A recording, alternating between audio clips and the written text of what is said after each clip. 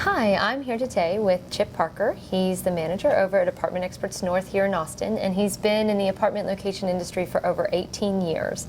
Chip's going to educate us on the process that apartments undertake when they are screening applicants, called qualifying.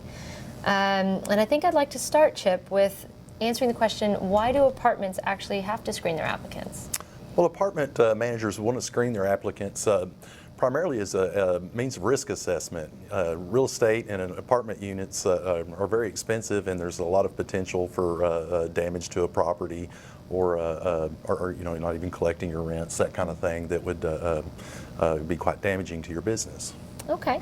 Well, you've mentioned to me in the past that there are 4 components, and those include checking your employment and income, your credit rental history, your credit history, and then your rental history, and your criminal background. So we're going to take each of those in a different post, but today why don't we start with employment and income. What can you tell me about the qualifying process in regards to verifying your employment and your income?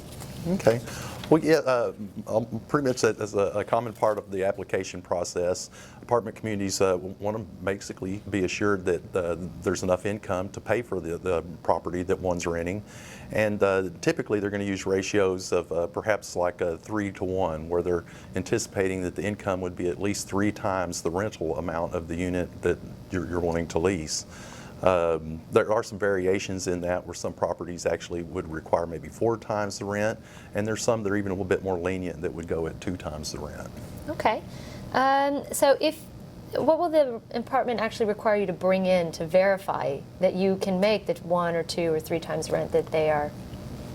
Generally, just a paycheck stub would work, or a couple of paycheck stubs perhaps. If somebody doesn't actually have a pay stub, what else can they use to verify their income?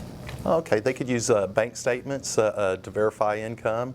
Also, sometimes employers you might not have been on the job long enough to accumulate paycheck stubs, so quite often a letter from an employer would work. Or an account balance that would show enough money in deposit to pay the lease off. And tax returns? Can they use tax returns to verify Also, income? yes, self-employed people quite often would use 2 years of tax returns. Okay, great. What about students? The students quite often are challenged to have enough income to qualify, but generally the easiest way for a student to qualify would be to have a co-signer, generally one of their parents. Okay, great. Well, thank you for answering some of our questions about how apartments qualify income and employment. And next time we're going to talk about the credit history qualifications. All right, thanks.